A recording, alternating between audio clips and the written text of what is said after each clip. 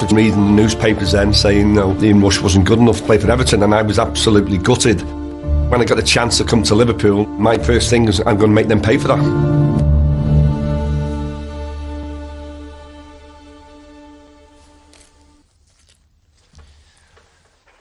"40 years ago," well, that's taking me back a bit, isn't it?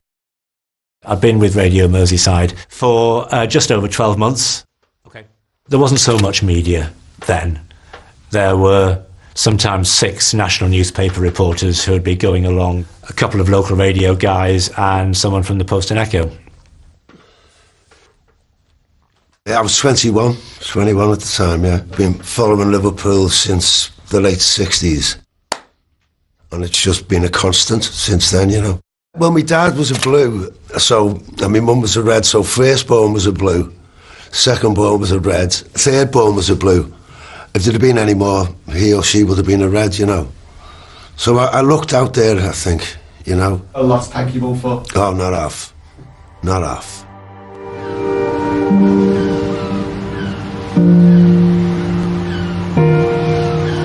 In 1982, there was a massive economic downturn at the time, a lot of social issues which hadn't really started to be properly addressed at that stage. If I remember rightly, I think the Albert Dock was still pretty much in ruins. Football was what gave us belief in ourselves, I think, whether we were into football or not, because you kept seeing, oh, you know, Liverpool's being mentioned in glowing terms, nationally and internationally. And there it is, Championship number 30.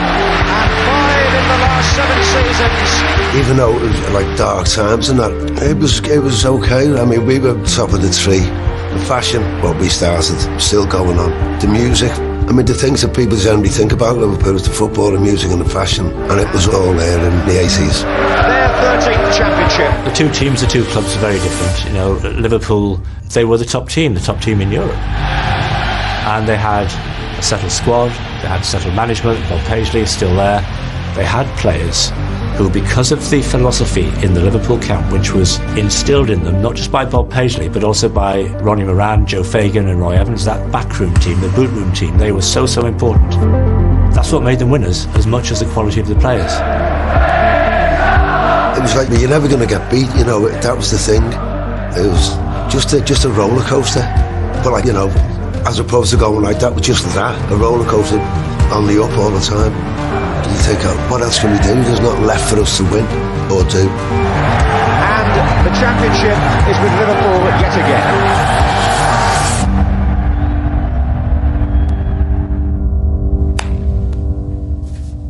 Thank you. Okay, Steve, what were you doing in November 1982? Do you need to go over this one? Because it's bad memories for me, because it was obviously at Everton. And for the new generation, I am Steve McMahon, not Steve McMahon. All my family are Evertonians, all blue noses. And I was brought up that way. And it was magnificent. I was full of it. I was playing in a team that was my childhood dream. Still Berardi. Pulls it back to McMahon. Oof. That was very, very close. Liverpool were the best team, without a shadow of a doubt. They were winning all kinds, and we were trying to get to that stage. In 1982, Everton was still going through Howard Kendall's arrival. Howard had been there just over a year, but he hadn't yet made the changes that made all the difference to Everton. A number of players who were key to Everton doing so well in the mid-80s hadn't yet arrived on the scene. So they were still in the transition phase, and goodness me, it didn't half show that day.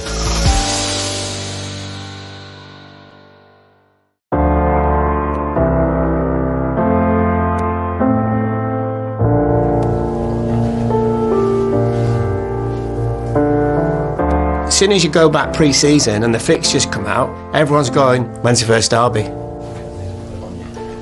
I had a car from Skyway Ford and blazing with my name all over it, which I hated, obviously, because you pull up at the lights and you either got or that, right, depending on who you pulled up alongside. But for the 2 weeks before the derby, never took the car out, just left it at home. Liverpool had started the season pretty well, but they'd lost a couple of games the previous month in the October. Everton were losing their away games, but they were doing okay at home.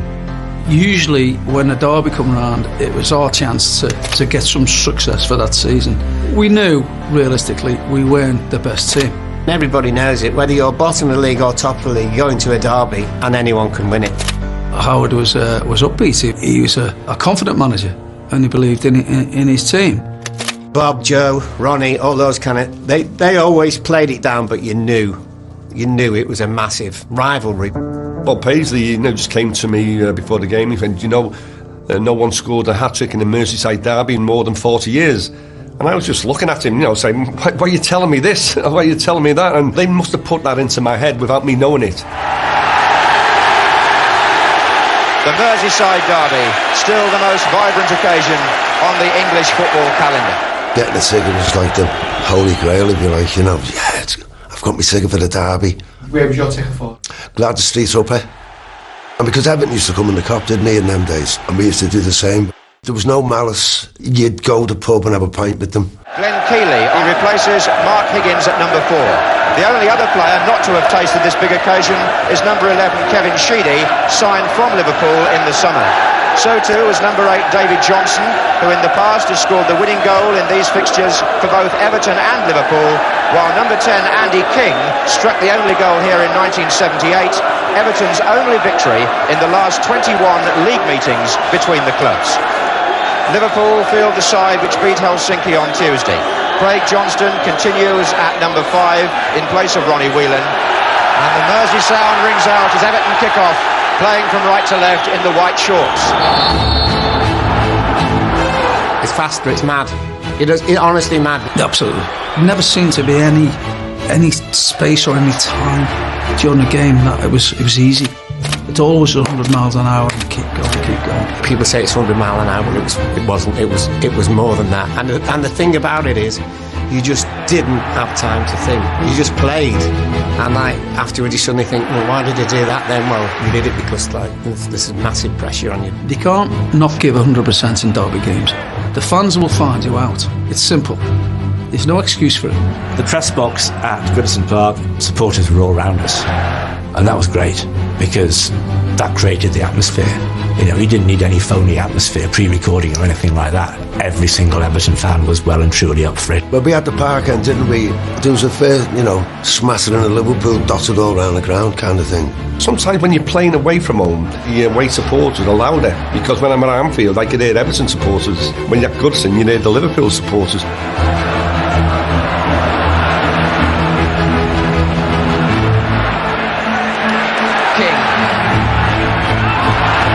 So fast, and leads the chance. West to his left, onside, Ian Rush, 1-0 Liverpool, brilliant goal. When the first one goes in, that's it, we're on our way now. Marvellously made by Alan Hansen. Ow. We're just cutting through everything. Hansen was fantastic. It was just astonishing because of his ability to A, read the play, B, win possession, C, take the ball forward, and finally kill a pass. The ball he put through was perfect for me, and I just ran onto it and with my left foot just knocked it past Neville, and that was the start of it. The ball made it to the front of Ian Rush, and as Southall came out, Rush put away his 9th goal of the season.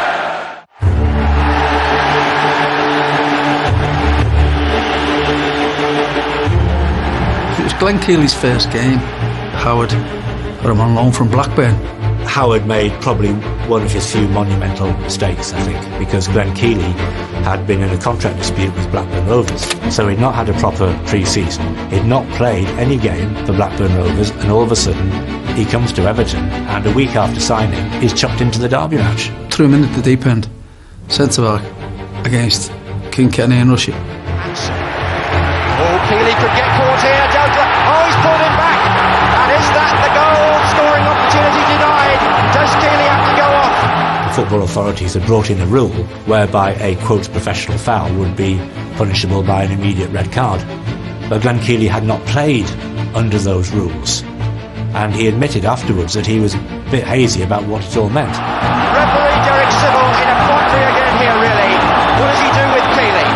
He pulled Dalglish back when the Liverpool number 7 was clear. 100%. Absolutely 100%. I think even Howard Kendall would have admitted on the day that, you do that, you're going to go, aren't you? It's bad enough playing the best team in the land with 11 against 11, but when you go down to 10 men and your centre half goes off, then the rest is history. On his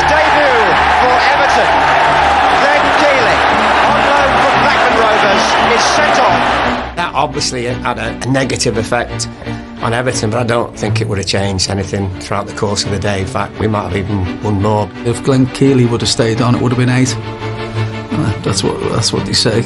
So, you can laugh at it now, but let me tell you, it wasn't funny at the time. Glenn Keely or no Glenn Keely, I think we just absolutely, totally cut them open. And again, Rush hit the woodwork. We started up there. Sometimes you start a bit lower, then you get up there.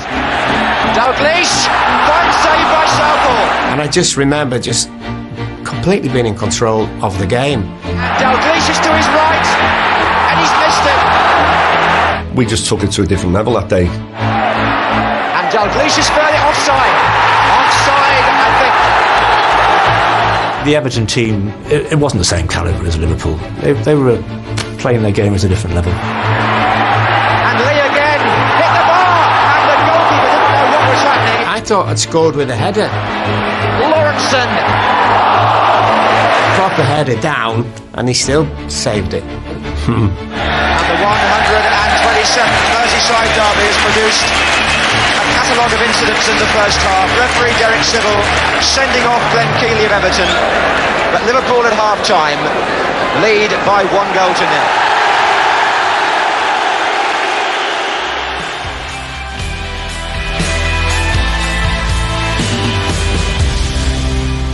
Desember ini, saksikan aksi olahraga terbaik di beIN Sports.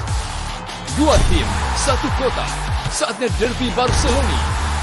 Jangan lewatkan pertarungan sengit Barcelona versus Espanyol di La Liga. Messi dan Neymar lagi on fire. Adakah yang bisa menghentikan pengejaran gelar ke-11 PSG?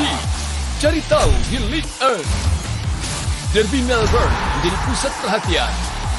Jangan lewatkan sebuah drama yang terjadi di A-League. Ini beda seperti olahraga raket lainnya. Anda tidak akan mau ketinggalan getaran serta ketegangan pada tembakan dan keterampilan di Premier Pedal. Pacu mesin Anda dan beralih ke overdrive untuk kejuaraan Supercars. Semua ini dan lebih banyak lagi di bulan Desember hanya di beIN Sports dan beIN Sports Connect. ชื่อพิชยานินทิรักษ์ระวีกุลนะคะชื่อเล่นชื่อไมค์ค่ะทีมในดวงใจของหนูนะคะคือแน่นอนว่าลิเวอร์พูลค่ะจุดที่แบบทำให้เราคลั่งคือ FA คัพปี 2006 ตอนแรกจะแพ้ละเฮ้ยเจอราร์ดมายิงนาทีสุดท้ายสุดยอดมากๆอ่ะสามารถพลิกกลับมาหลังจากนั้นนี่จากที่ติดตามเฉยๆกลายเป็นบ้า